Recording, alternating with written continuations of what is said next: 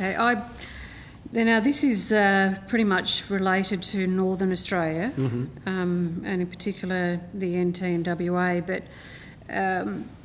the tick-borne disease, Ehrlichiosis. Canis? Yeah, how do you pronounce it? Ehrlichia canis. I've got Ehrlichiosis. So is that the same thing? That's the disease. Okay. So, I'll ask the chief is that one of your come to the table. 30,000 interceptions? Because No, I understand. no, because that's a disease that's now established already here. But it came into the country. Is that my understanding? Is it came into the country in the last?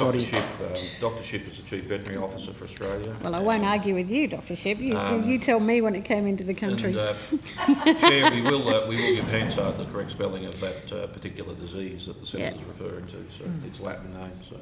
Yep. But Senator, you had a question for Dr. Shipp? Yes. Could you tell me about Ehrlichiosis? I understood it to have only come in the last 18 months as a result of through dogs.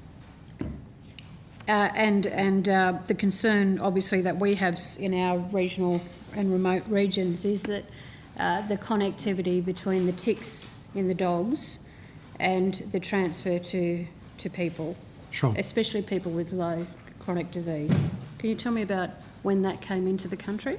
Thank you. Mark Shipp, Australian Chief Veterinary Officer. So Ehrlichiosis is a blood-borne disease of dogs transmitted by ticks.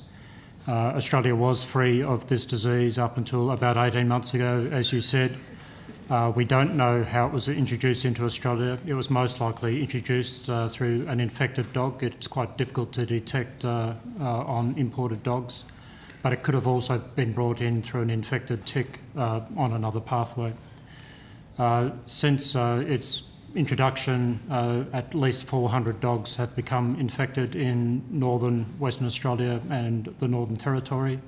Infected ticks have been found in South Australia, and infected dogs have been moved from Indigenous communities to other states as part of rehoming programs. And how many of those dogs have been relocated? Do you know? We don't have accurate figures, but it's occurred on at least 2 occasions where non-government organisations, charities have sought to rehome dogs, and in doing so have introduced infected dogs into free states.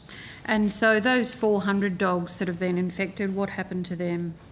The mortality rate is about 10%, but affected dogs are lethargic, have nosebleeds, anaemic. They respond very well to treatment if it's detected early. And indeed, because the disease is now established in Northern Australia, many veterinarians are not seeking to diagnose it, but are simply treating the dogs and seeing how they respond to treatment, because the treatment is quite effective and cheap, and you get a response more quickly than you do by sending samples away to a laboratory. And is there enough treatment? Yes. The difficulty is in terms of prevention. To prevent the transmission, you need to prevent dogs having ticks attached to them, and in many parts of the country it's difficult to get effective tick treatments which would prevent transmission. I understand from briefings that I've had that it's wiping out older dogs, and I have been given figures that thousands of dogs have actually died from this particular tick.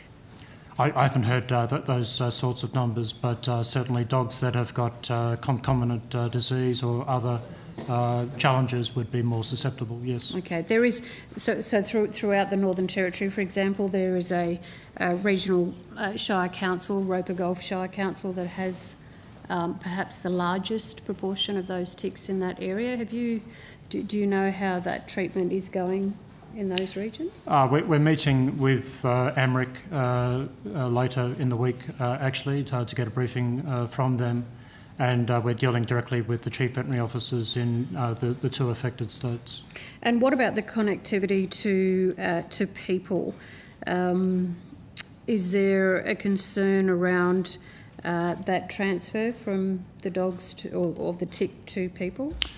So on occasions, ehrlichiosis can be transmitted to humans through infected ticks. However, the strain that we have detected in Australia is the Asian strain, and the zoonotic strain is from South America. At this stage, we don't believe that we've got the zoonotic strain in Australia, but if there's nothing to prevent its introduction in the future. So what kind of investigation is being done as to how this came into the country if prior to that we had gotten rid of it? It was never present in Australia. So it wasn't present? I thought you said it was present. Yeah, so it was never present in Australia Okay. until 18 months ago. It was a new disease introduction. It was, okay. I'd have to ask one of my Biosecurity Animal Division colleagues as to investigation on its likely route of introduction. Could we find out where the investigation of it is at? Senator, I can handle that. There's no investigation at this stage to the extent that there's 10,000 kilometres of coastline. As Dr Shipp said, the tick may have come in attached to another animal. It may have come in floating on a log. It may have come in on a fishing boat that came in at night and beached on shore. We will never know. We're just confronted with the fact that it's now It's here. Yeah. All right, thank you.